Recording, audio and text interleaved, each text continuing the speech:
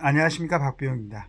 오늘 참 다행스럽다고 생각하는 그런 그 뉴스가 있어서 또 이걸 그 사설로서 정리해 놓은 조선일보가 있어서 같이 한번 읽어보도록 하겠습니다. 이재용 전체 무죄, 국가 경제만 피해 끼친 반기업 적폐몰이.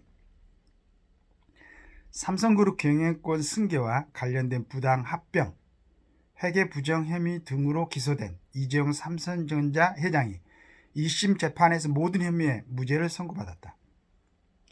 이 회장은 2015년 제1모직 삼성물산 합병 과정에서 최소 비용으로 경영권을 승계할 목적으로 각종 부정거래와 시세 조정, 회계 부정 등에 관여한 혐의로 2020년 기소됐다.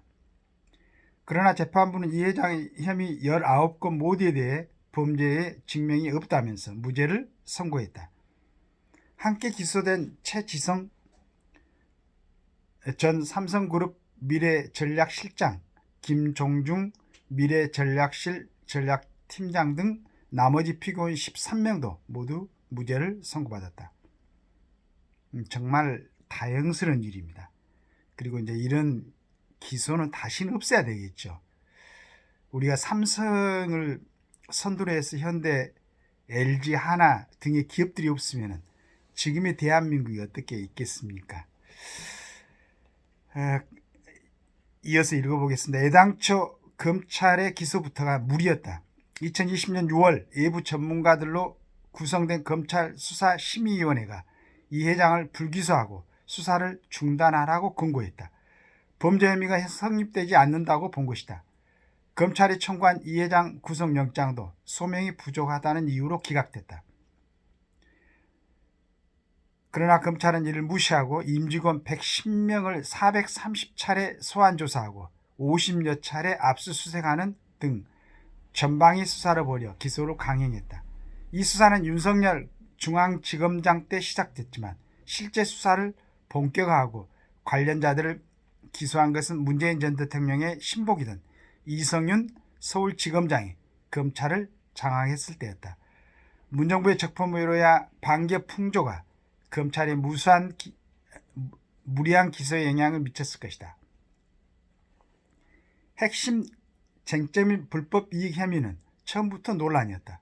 검찰은 이 회장의 지분이 많은 제1모직 가치를 과다하게 산정해 삼성물산 주주들에게 손해를 끼쳤다고 기소했지만 재판부는 합병 비율이 불공정하다고 볼 증거가 없다.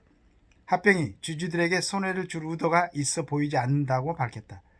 제1모직의 가치를 올리기 위해 삼성 바이오로직스 회계를 분식했다는 혐의도 고의가 있다거나 회계 기준을 위반했다고 인정하기 힘들다고 했다. 검찰의 기소 핵심 내용이 전면 부인당한 것이다. 죄송합니다. 대한민국을 대표하는 기업의 총수를 3년 5개월 동안 형사 피의자로 올가맨 사건의 결말이 이토록 허망하다. 이런 일로 한국 최대 기업의 발을 이토록 오래 묶은 것이다. 이 회장은 2016년 국정농단 사건에 연루돼 1년 반 이상 구속 수감됐다가 풀려난 뒤 또 이 사건에 연루돼 무려 9년째 사법적 부담에 시달리고 있다. 국정농단 사건에 대통령에게 묵시적 청탁을 했다는 황당한 혐의였다. 한국에서 대통령 요구를 거절할 수 있는 기업인이 누가 있나. 어쩔 수 없이 대통령 요구를 들어주면 묵시적 청탁이라고 처벌한다. 이 회장은 2022년 광복절 사면으로 복권된 후에도 매주 1, 2회씩 경영권 승계 사건 재판에 출석해야 했고 해외 출장을 가려면 일일이 재판부 허가를 받아야 했다. 지난 2022년 바이든 미 대통령이 삼성전자 반도체 공장을 방문했을 때도 재판 일정과 겹쳐 참석하지 못할 뻔한 일까지 있었다. 국가를 대표하는 간판 기업을 이렇게 괴롭히고 발목 잡은 나라는 없을 것이다. 검찰의 가행 수사가 삼성의 사법 리스크를 안긴 사이에 미국 애플, 대만 TSMC 등 외국 경쟁사들은 공격적 투자로 삼성의 시장을 잠식해갔다. 스마트폰의 세계 시장 점유율이 떨어지고 차세대 먹거리인 시스템 반도체는 1위와 격차가 더 벌어졌다. 주요 전략적 의사결정을 해야 할 기업 총수의 발이 묶인 탓에 글로벌 IT 산업이 활발한 합종 연행으로 재편되는 동안에도 삼성은 차세대 성장 동력 확충을 위한 인수합병을 제대로 성사시키지 못했다. 국가 전체 수출의 20%를 담당하는 대표기업 총수를 피해자로 붙잡아둔 과잉수사로 피해를 본 것은 결국 국가 경제다. 이번 사건을 계기로 우리 사회 일각의 반기업 풍조, 일부 검사들의 비뚤어진 공명심과 수사 방식에도 변화가 있어야 한다. 사설에서 마무리는 이제 일부 검사들의 삐뚤어진 공명심과 수사 방식이라고 얘기를 했는데, 실은 국가 정치하는 사람들의 어떤 그 압박, 이게 원인이었죠. 그러고 이제 이재용 그 회장이 1년 반 이상 구속됐다가 풀어난 국정농단 사건, 2016년에 그때 아마 그 정유라고 관련이 있었나요? 말 뭐 이렇게 3마리인가 삼성에서 기증했다는 거. 그런데 그것도 정유라는 뭐 어떤 대회에서 금메달을 땄었죠. 그리고 그때는 각 기업들이 충분하게 또 이제 국가 스포츠라든가 여러 가지를 위해서 이렇게 지원하는 게 많이 있었죠. 그리고 그런 지원이 있어야만이 이제 또 우리 선수들이라든가 여러 가지 그 파트에서 국제적으로도 좀 활동할 수 있고, 뭐 골프라든가 이런 모든 부분이 그런 대기업들의 어떤 지원들이 아니었으면은 세계 시장에 나가서 이렇게 활약할 수 있는 폭이 굉장히 좁아졌겠죠. 그런데 이제 이런 좋은 일들을 갖다가 상대편을 탄압하고 정치적으로 죽이기 위해서 뭐 국정농단으로 묶어갖고 이렇게 했었는데, 이런 부분을 정말로, 그리고 이제 조선일보에서 오늘 사설을 제가 읽으면서 그 생각을 했습니다. 실은 2016년도에 국정농단 바람이 일었을 때 조선일보도 많은 역할을 또 했었죠. 그래서 그리고 어젠가요 우리 조선일보에서 이제, 저는 이제 조선일보의 애독자입니다. 그리고 오늘 같은 사설 같은 게 이렇게 정리된 것 보면 정말로 감사하게 생각하죠. 우리처럼 일반인들은 이렇게 이제 정리를 잘 못하는데, 전에는 어떻게 썼던 간에 이런 내용을 일목요연하게 정리할 수 있는 이런 신문이 있어야.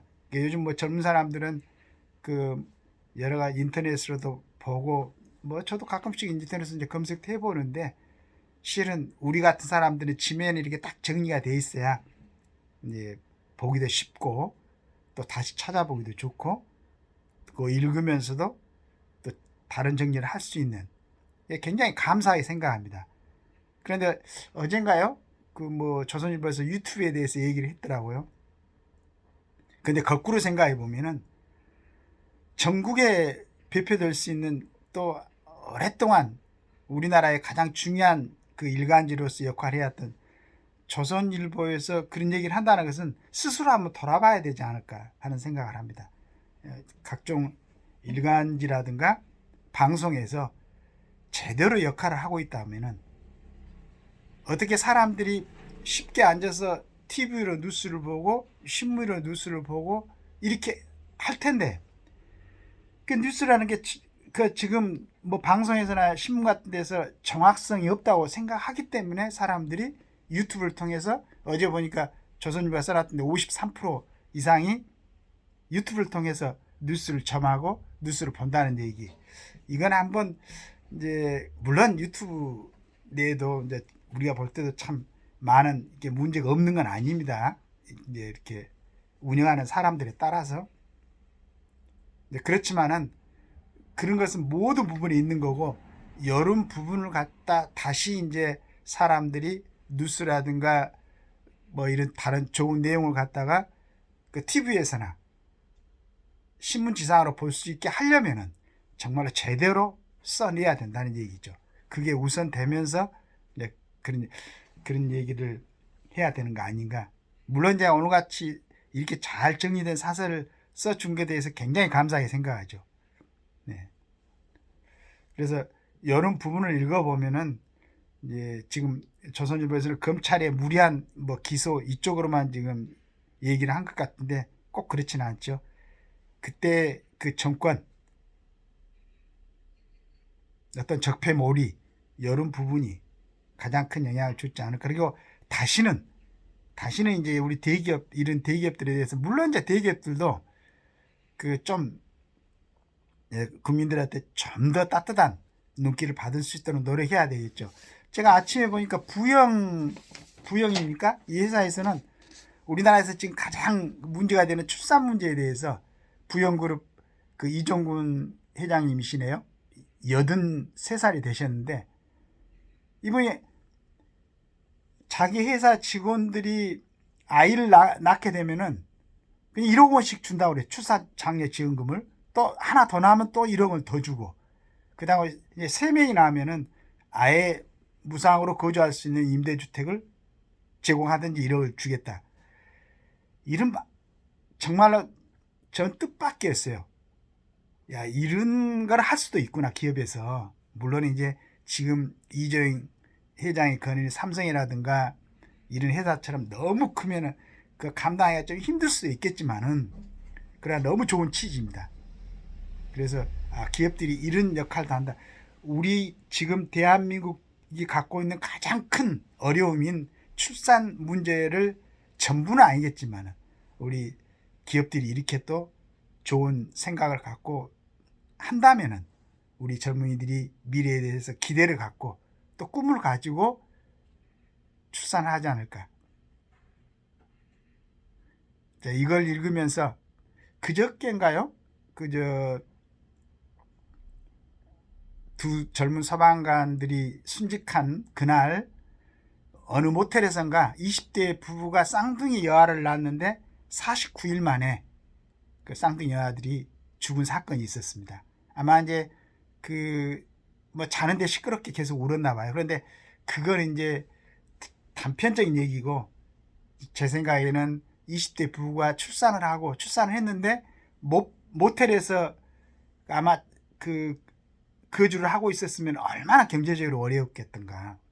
그런데 49일이라는 날짜를 보고는 이건 병원에서 정상적으로 출산을 했고 그러면 이게 이제 그 출산 기록이 있을 텐데 아직도 우리나라 출산에 대해서 이렇게 염려를 하면서도 젊은 애들이 이런 출산을 하고 이런 데서는 아직 안전한 보호장치가 안 돼 있구나 라는 아쉬움에 너무나 안쓰럽습니다.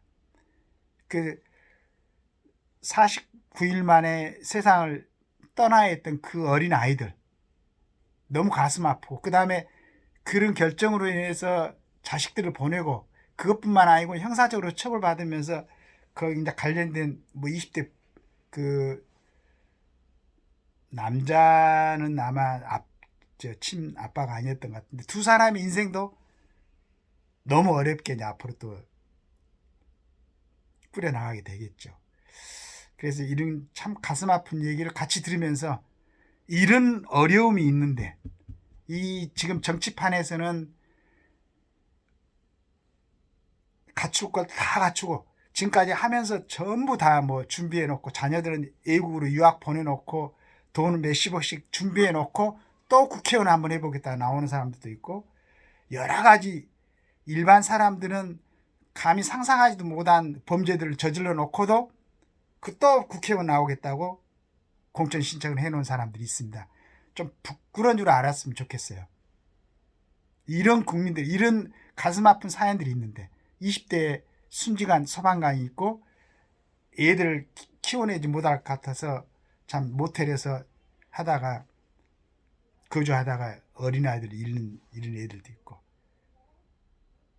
전체적으로 한번 대한민국을 살펴볼 수 있는 기회가 있었으면 좋겠습니다. 이런 역할을 언론에서 한번 해 주셨으면 하는 마음입니다. 감사합니다.